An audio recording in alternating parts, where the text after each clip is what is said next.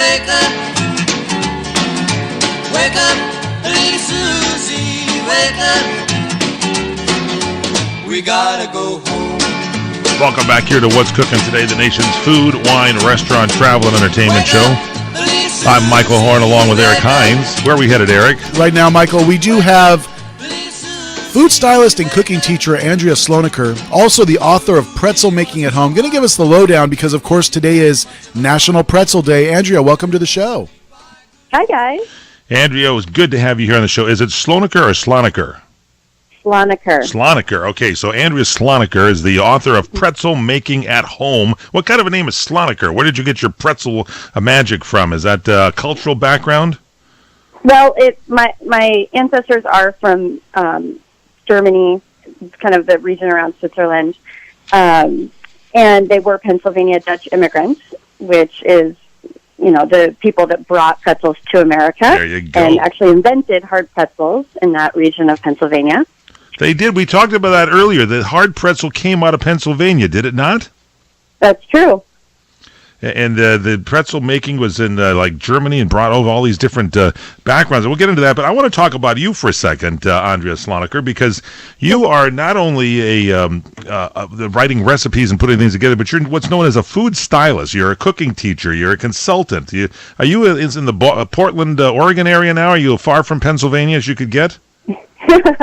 Yes, I am in Portland, Oregon. I was actually born in Nebraska and grew up there, but I live in Portland now. I've been there about 12 years, and yes, I do food styling for photography and video, and it's kind of a nice career that revolves around my own book writing, and I'm able to style the recipes for my books, and I've kind of branched out and started helping other people with their books, and companies to make their food look beautiful on camera. It's a very fun job. So when we see these beautiful recipes that come out, whether it be on a menu, especially in a cookbook or in articles, you're the one taking those photographs to make it look just so fabulous by the way that you take it and you put it together. Plus, you've written books. You've taught the art pretzel making at home. The book we're talking about, that was your first solo cookbook, and it's the art of traditional pretzel making. And then another book, Eggs on Top, and you're working on more books that's coming up. What is it? One on picnicking and another one on beer food. Is that correct?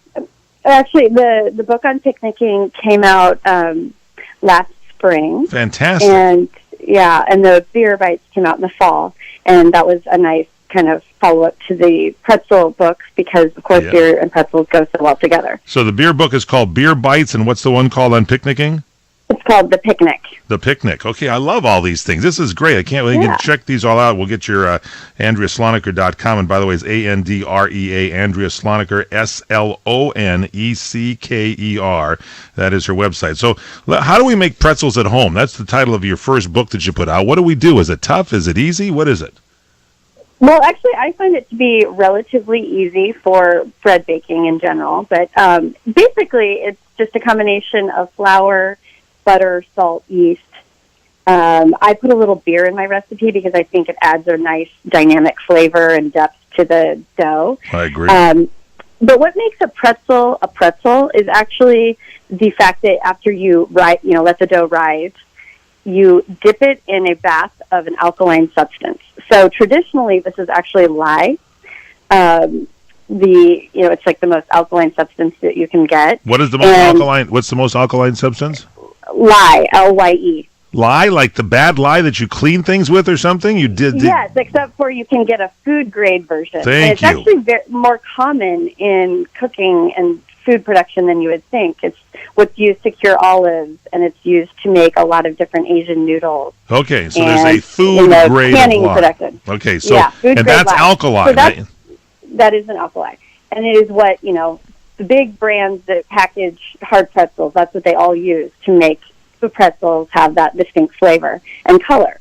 So what happens is the lye actually kind of eats away at the exterior of the dough and forms this crust in the oven that has that dark color and that really mineral kind of quintessential pretzel flavor. Yes. And that's the only way you really can get the true depth of flavor in a pretzel. But the alternative to that for a home cook would be to use baking soda, which is also an alkali, but it's just not quite as high on the pH You could use baking soda, but the food grade lye would be better. This is all in your book, Yeah. Pretzel Making at Home. I have the specific instructions for how to work with lye safely and how to source it.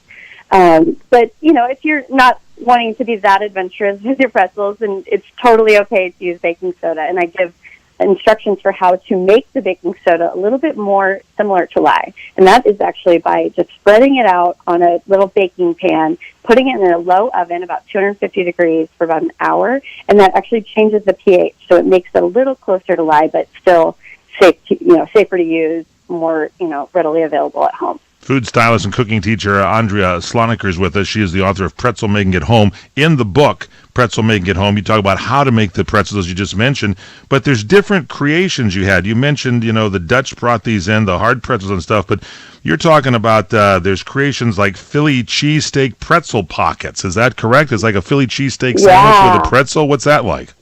That's one of my favorites. When I was researching the book, of course, I went to Pennsylvania, and my first stop was to Philadelphia, where actually Italian immigrants kind of picked up the art of pretzel making and made it into their own thing, which is kind of an interesting clash of cultures and, part of what makes America so great, our melting pot. And so I went to the Reading Terminal Market, this beautiful food market in Pennsylvania, or in Philadelphia, downtown, and there was this pretzel stand that was selling Philly cheesesteak pretzel pockets. So it's just like, those freezer pockets that you get in the grocery store, but it was home-baked bread with just all the fillings that you find in this yummy. cheesesteak. Nothing like that. Good. I like the bread with the pretzel bread. You're right. So this would be fabulous. Philly cheesesteak pretzel pockets. What about fried pretzel with cinnamon sugar? That sounds pretty good.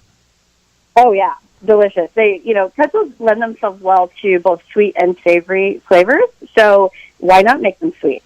And you mentioned that there's, in the book, Pretzel Making at Home, our guest teacher and food stylist, Andrea Slonecker, you can make it a sort of a main course type item, like wild mushrooms and chestnut pretzel stuffing and pretzel bread pudding with caramel sauce. This kind of elevates this to a main course, doesn't it?